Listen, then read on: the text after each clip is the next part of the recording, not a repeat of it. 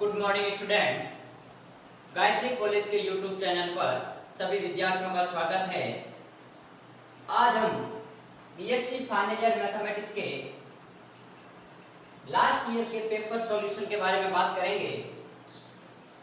कल भी अपन ने लास्ट ईयर के क्वेश्चन को लेकर बात की थी, जो कि लास्ट ईयर के पेपर में क्वेश्चन आ रखे हैं। उन्हीं को कंटिन्यू करते हुए आज अपन और आगे कंटिन्यू करते हैं कि और किस प्रकार के क्वेश्चन एग्जाम में आए हुए।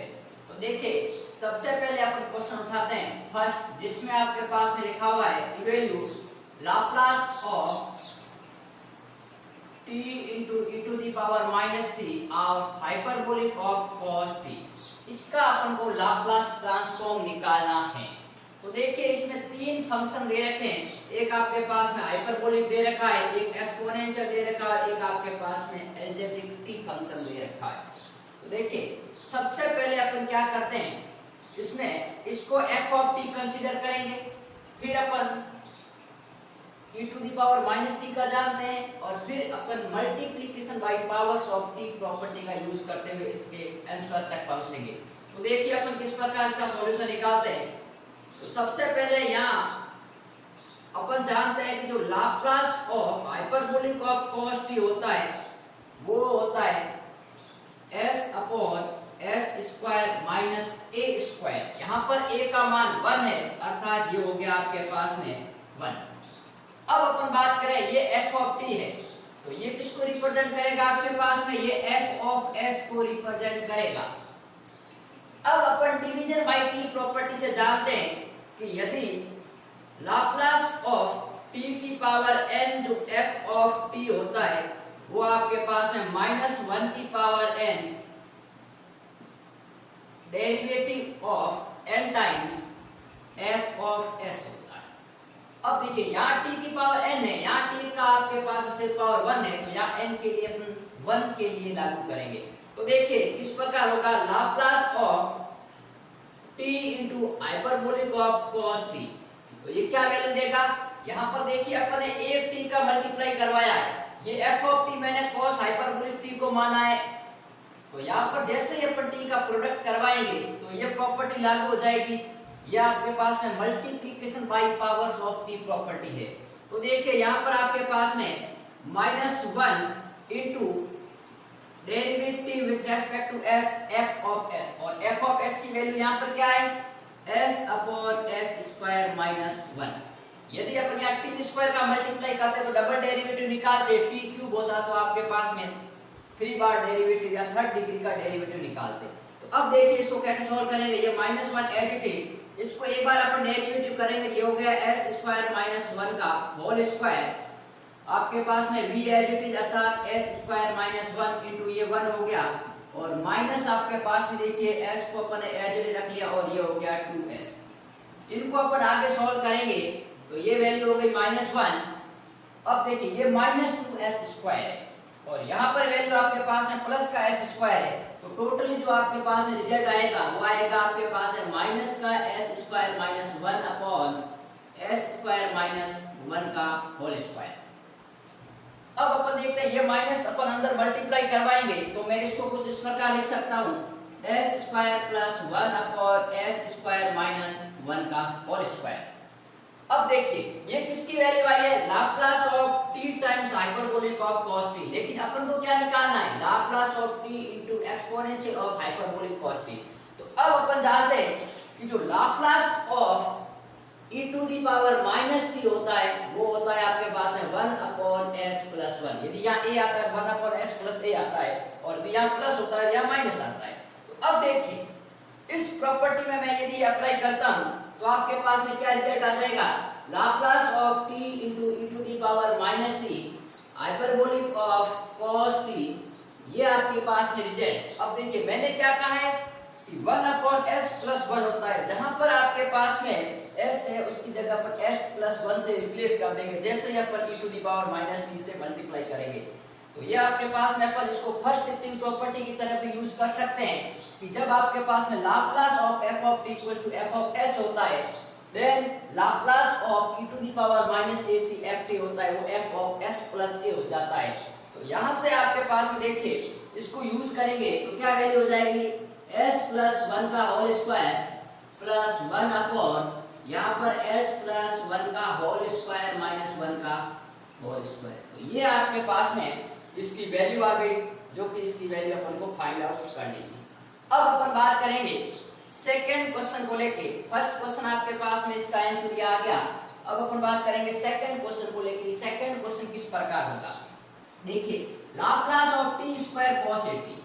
अब यदि अपन सेकंड क्वेश्चन की बात करें तो अपन जानते हैं कि जो लाप्लास ऑफ cos ऑफ 80 होता है वो आपके पास में p upon p square plus a square, या फिर s पैरामीटर यूज कर रहे हो तो s upon s square plus a square होता है।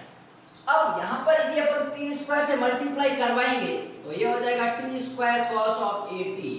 तो ध्यान यहाँ दें कि अभी अपन ने कहा था कि डिवीजन प्रॉपर्टी, तो यहाँ अपन t स्क्वायर का मल्टीप्लाई हो रहा है तो अपन यहाँ क्या लिखेंगे -1 का square d2 upon ds square, और ये हो गया f ऑफ s, और ये आपके पास में यहाँ f ऑफ s आया हुआ है। तो इसका अपन को दो बार डेरिवेटिव निकालेंगे तो अपन आंसर तक पहुंच जाएंगे। तो ये आपके पास में आगे डिफरेंशिएट करेंगे तो इसका आंसर आ जाएगा। अब अपन नेक्स्ट क्वेश्चन को लेके बात करते हैं कि और किस किस प्रकार के क्वेश्चन आए हुए हैं।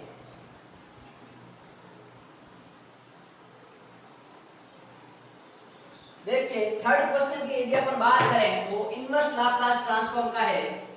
क्वेश्चन कुछ इस प्रकार लिखा हुआ है, Laplace inverse 6p minus 4 upon p square minus 4p plus 20। अब देखिए मैंने आपको कल के लेक्चर में भी बताया था, जब भी लाप्लास इनवर्स का क्वेश्चन आता है तो डिनोमिनेटर में जो भी टर्म है उसको हमेशा अपन पूर्ण वर्ग बनाने की कोशिश करो, ताकि फर्स्ट शिफ्टिंग प्रॉपर्टी से अपन उसको सिंपल टर्म में कन्वर्ट कर सकते हैं। तो देखिए मैं इसको कुछ इस प्रकार लिख सकता हूँ, Laplace inverse 6p minus 4 upon यहाँ से p माइनस 2 का होल स्क्वायर प्लस 60। देखिए मैंने इसको 20 को आपके पास में 16 प्लस 4 लिख लिया और 4 इसके साथ में लिखूंगा तो p माइनस 2 का होल स्क्वायर हो गया। अब देखिए ये p माइनस 2 को अपन p लिख सकते हैं तब फर्स्ट शिफ्टिंग प्रॉपर्टी लगा के, लेकिन यहाँ पे अपने p की जगह p माइनस 2 होना चाहिए। तो पहले इसको अपन इसमें कन्वर्ट कर लेते हैं। देखिए लाप्लास इनवर्स 6p माइनस 2 और ये आपके पास में देखिए प्लस का 8 अपॉन p माइनस 2 का होल स्क्वायर प्लस 16। अब देखिए ये कैसे आया टर्म, इसमें मैंने क्या किया है 12 ऐड किया और सबट्रैक्ट किया, क्योंकि ये टर्म है आपके पास में देखिए 6p माइनस 4, इसमें मैं 12 ऐड करता हूँ और 12 सबट्रैक्ट करता हूँ। तो देखिए आपके पास में इन दोनों में मैं 6 कॉमन ले लेता हूँ, तो यहाँ से 6 कॉमन आया, ये हो गया p माइनस 2 और माइनस के आपके पास में देखिए 4 और प्लस के आपके पास में 12। तो यहाँ पर देखिए आपके पास में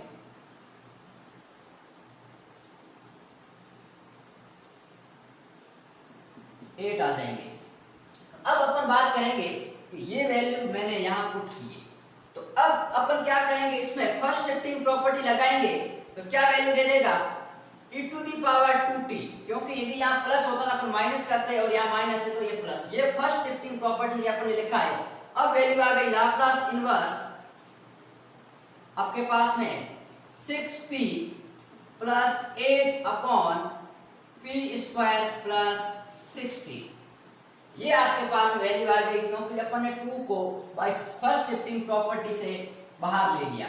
अब मैं इसको क्या कर सकता हूँ, इन दोनों को अपन अलग अलग सेपरेट कर लेते हैं। तो देखिए पहले आपके पास में 6 बाहर आ गया e to the power 2t Laplace inverse p upon p square plus 60 और प्लस देखिए आपके पास में 8 time e to the power 2t और Laplace inverse 1 upon p square plus 60।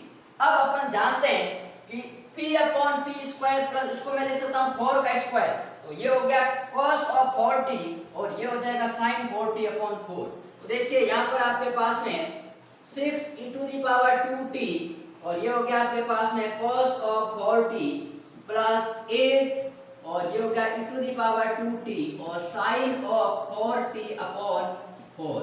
4 से आपके पास में 8 2 बार कैंसिल आउट हो गए, तो इसको अपन फाइनली लिख सकते हैं e to the power 2t into अपन 2 बाहर ले सकते हैं, तो ये मैंने 2 बाहर ले लिया। यहाँ आपके पास में बच गया 3 cos ऑफ 40 प्लस यहाँ पर आपके पास है बस गया साइन ऑफ 4t। तो ये आपके पास में देखिए इसका आंसर आ गया, जिसमें अपन ने फर्स्ट शिफ्टिंग प्रॉपर्टी का यूज किया, बाकी आपके पास में सिंप्लीफिकेशन से हो गया। तो अब अपन नेक्स्ट क्वेश्चन को बात करते हैं लेके, जो कि 3 से 4 बार आपके पास में एग्जाम में आ रखा है। 2019 में भी आया है, 2018 में भी आया है और एक बार पहले और भी आ रखा है। तो देखिए, और ये जो क्वेश्चन है, ये क्वेश्चन आपके पास में एप्लीकेशन ऑफ लाप्लास ट्रांसफॉर्म का है। अब अपन बात करते हैं इस क्वेश्चन को लेके। तो देखिए, जो 4 नंबर क्वेश्चन है उसमें लिखा हुआ है b square plus 9 of y equal to cos of 2t। इसको मैं समीकरण 1 मान लेता हूं। मैंने जब आपको पास में ये बताया था, तब बताया था कि इसको, ये आपके पास में सेकंड ऑर्डर की डिफरेंशियल इक्वेशन है विद बाउंड्री कंडीशन, और इसको अपन लाप्लास ट्रांसफॉर्म की सहायता से सॉल्व करेंगे। अर्थात मुझे क्या निकालना है, y की वैल्यू निकालनी है। तो अब देखिए, सबसे पहले अपन क्या करेंगे, इसका लाप्लास ट्रांसफॉर्म लेंगे। तो देखिए, ऑन टेकिंग लाप्लास ट्रांसफॉर्म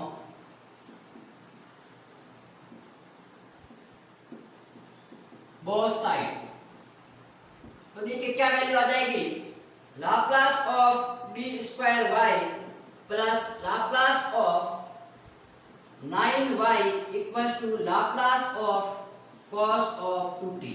अब एक बात यहाँ ध्यान देना, अपन लिखते थे Laplace of f of t, वो आपके पास में f ऑफ s के बराबर आता था। यहाँ पर अपन फंक्शन की जगह y आ रहा है, तो यहाँ पर जो Laplace of upon y use करेंगे वो या तो लिख लो आप y ऑफ s, या फिर इसको y बार भी लिख सकते हैं।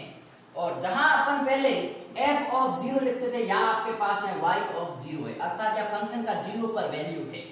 तो ये आपके पास में अपन ध्यान रखेंगे। अब देखिए, Laplace of y equal to y bar है, तो लाप्लास इनवर्स आपके पास में y बार होगा, वो आपके पास में आ जाएगा y। तो जो भी आपके पास में लाप्लास इनवर्स y बार होगा वो y आएगा। तो अपन क्या करेंगे, पहले आपके पास में लाप्लास लेंगे और फिर लाप्लास इनवर्स की सहायता से इसको सॉल्व करेंगे। तो देखिए, ये डबल डेरिवेटिव है, तो अपन डेरिवेटिव प्रॉपर्टी लाप्लास ट्रांसफॉर्म की जानता से इसको अपन क्या लिख सकते हैं, ये हो गया आपके पास में s square y bar minus s y of 0 minus y dash 0। ये आपके पास में डबल डेरिवेटिव हो गया अपन डेरिवेटिव प्रॉपर्टी के हिसाब से, और ये हो गया आपके पास में 9 टाइम्स y बार। अब ये हो गया आपके पास में s upon s square plus 4।